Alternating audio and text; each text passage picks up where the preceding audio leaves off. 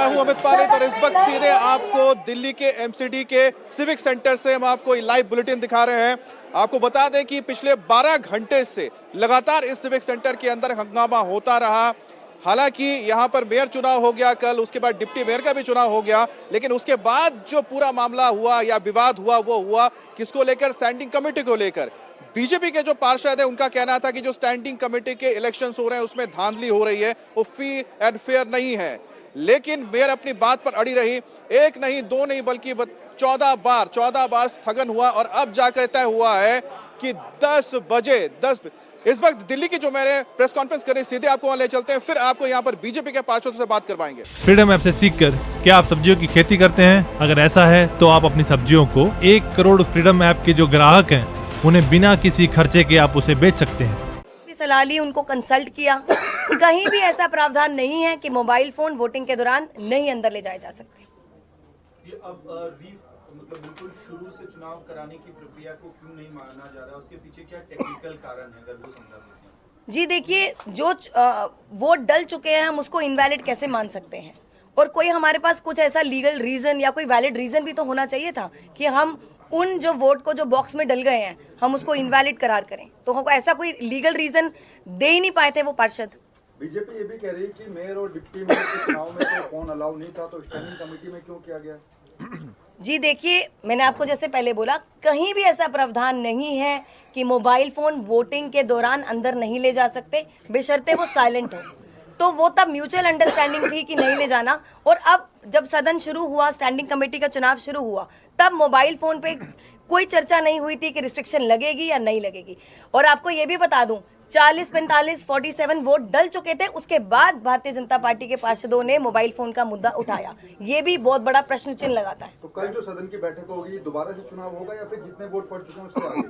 जी देखिए, जितने वोट डल चुके हैं हमारी पूरी कोशिश रहेगी वहीं से उसके आगे से वोटिंग शुरू होगी। मैम, लगातार क्योंकि कल से आप लोग यही बात कह रहे हैं कि जितने वोट डल चुके हैं उसके आगे से वोटिंग हुआ। आपने 6-7 बार हाउस भी अच्छा 13 बार अगर कल भी यही स्थिति बनी रहती है, क्योंकि बीजेपी दे आर सेइंग कि हमें स्क्रैच से शुरू करना है, 0 से आप 1 से शुरू करिए दोबारा। देखिए, भारतीय जनता पार्टी के पार्षदों के पास कोई लॉजिकल रीजन नहीं हुआ, कभी भी कोई वैलिड रीजन नहीं रहा अभी तक। पहले भी जितनी बार भी सदन स्थगित हुआ है, असंवैधानिक तरीके के लॉजिक दिए गए, गैर कानूनी लॉजिक दिए गए। तो अगर कोई ऐसा लीगल रीजन होगा तो हम विचार करते, कुछ ऐसा लीगल रीजन है ही नहीं कि हम उस पर विचार करते। नहीं, एक चीज ये है कि भाई आपने कभी ऐसा कभी सुना है? ये अपने आप में एक हास्यास्पद और तानाशाही पूर्ण मांग है। कहीं किसी बूथ पे वोट पड़ रहा हो और अचानक 100 लोग आए और वहां नारा लगाने लगे, कहने लगे कि साहब ये वोट जो अब तक पड़े इसको कैंसिल मानो और फिर से वोट कराओ। ऐसा कभी सुना है? मतलब ये क्या एक तानाशाही और गुंडागर्दी का आचरण है भाई? जिन लोगों ने वोट डाल दिया अपना, उसमें बीजेपी के भी लोग हैं, उसमें आम आदमी पार्टी के लोग भी हैं, उन्होंने तो अपना वोट डाल दिया ना, उनके वोट दोबारा कराया जाए, इसके कारण क्या है, क्या वजह है उसकी? अभी आपको मेयर साहिबा ने बताया कि भाई जो एक्ट है उसमें भी कहीं मोबाइल पर रोक नहीं है कि मोबाइल नहीं ले जा सकते। जबरदस्ती, क्योंकि हर चुनाव ये हार रहे हैं, मेयर में हार गए, डिप्टी मेयर में हार गए, स्टैंडिंग कमेटी में हारेंगे, तो हार से इतना बौखला, मतलब दिल्ली के 2 करोड़ लोगों ने हरा दिया, वो नहीं माना। मेयर में हार गए, डिप्टी मेयर में हार गए, वो नहीं पचा पा रहे। अब स्टैंडिंग कमेटी में हार रहे हैं, वो नहीं पच रहा इनको। तो मोटे तौर पे यही कारण है कि ये अपनी हार को पचा नहीं पा रहे हैं। दिल्ली के 2 करोड़ लोगों का जनादेश मानने के लिए तैयार नहीं है।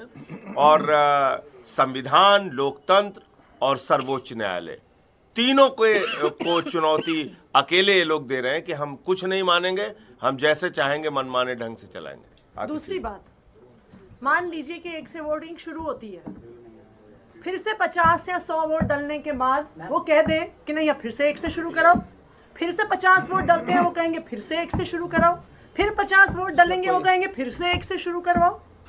क्या आधार है कि 50 वोट जो डल चुके हैं उन वोट को इनवैलिड करार करके, उनकी काउंटिंग को इनवैलिड करार करके फिर से वोटिंग शुरू कराया जाए? ये कैसा प्रेसिडेंट है?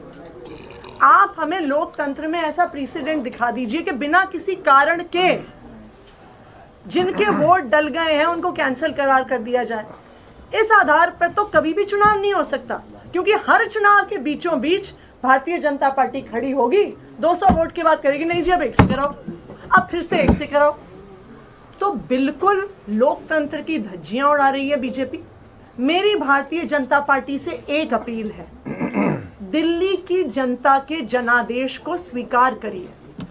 आपने 15 साल एमसीडी में शासन किया, अब दिल्ली की जनता ने आपको बाहर फेंक दिया है, आपको चुनाव हरा दिया है, आम आदमी पार्टी को भारी बहुमत से एमसीडी में जिताया है। अब एमसीडी में आम आदमी पार्टी की सरकार बनने दीजिए, 5 साल हमें काम करने दीजिए, यही लोकतंत्र है। अगर हम काम नहीं कर पाते हैं तो 5 साल बाद दिल्ली की जनता हमें निकाल के आपको फिर से चुन लेगी, आपको फिर से मौका मिलेगा।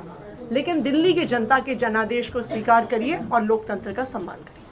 ये पॉइंट बोल दो सर, ये आ ही नहीं रहा क्या? ये दिल्ली का जो चुनाव हुआ था उसमें भी आप देखिए कि एमसीडी का जो चुनाव हुआ था उसमें साफ तौर पे लिखा हुआ है कि voters can now carry mobile to poll booths. Poll booths के ऊपर वोटर जो है वो मोबाइल ले जा सकता है। ये दिल्ली का जो निर्वाचन आयोग है जिसने एमसीडी का चुनाव संपन्न कराया था उसमें लिखा हुआ है। तो अगर ये कोई सिक्रेसी का वायलेशन होता तो चुनाव आयोग क्यों कहता भाई कि आप एमसीडी के चुनाव में अपना मोबाइल लेके जा सकते हैं? चुनाव आयोग को आपत्ति नहीं है, यहां जो चुने हुए पार्षद हैं उनको आप कह रहे हैं कि नहीं मोबाइल लेके नहीं जा सकते आप। और इसके पीछे के मनसा क्या है, मन में क्या है, तुम्हारे क्या चोर छुपा हुआ है आपके मन में, बताइए ना। एक आदमी अपना वोट देने गया, वोट दे के बाहर आ गया, उसने किसी को वोट दिखाया नहीं, उसने अपनी गोपनीयता को भंग नहीं किया वोट की, तो आपत्ति किस बात की है? फ्रीडम ऐप से सीखकर क्या आप सब्जियों की खेती करते हैं? अगर ऐसा है तो आप अपनी सब्जियों को 1 करोड़ फ्रीडम ऐप के जो ग्राहक हैं उन्हें बिना किसी खर्चे के आप उसे बेच सकते हैं। मोबाइल लेके नहीं जाओगे, शर्ट पहन के नहीं जाओगे, टी शर्ट पहन के नहीं जाओगे, मतलब ये इसका कोई मतलब है? कहीं कोई एक्ट में लिखा हो, कहीं कोई किसी नियम का वायलेशन होता हो, बात समझ में आती है। कल के मुस्कुरा के नहीं जाओगे वोट देने के लिए, रोते हुए जाओगे, घुटने के बल जाओगे, ये कोई इसका मतलब है? आगे की बात पे वो कहते हैं कि क्रॉस वोटिंग का डर सता रहा है आम आदमी पार्टी को और अपने सुप्रीमो को फोटो भेज रहे हैं। तो हमको क्यों क्रॉस वोटिंग का डर सताएगा? किस बात के लिए डर सताएगा? आपने देखा नहीं अब तक?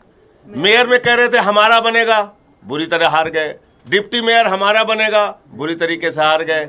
एल्डरमैन को वोट करा लो, सुप्रीम कोर्ट ने तमाचा मारा। इनकी किस बात पे आप लोगों को भरोसा करने लगा? आप लोग बताइए किस बात पे भरोसा कर लिया जाए? किसी एक बात पे बताइए जिस पे भरोसा कर ले। इंडिया टीवी हर वक्त हर जगह डाउनलोड करने के लिए सर्च करें India TV news Google play store या ऐप स्टोर पर।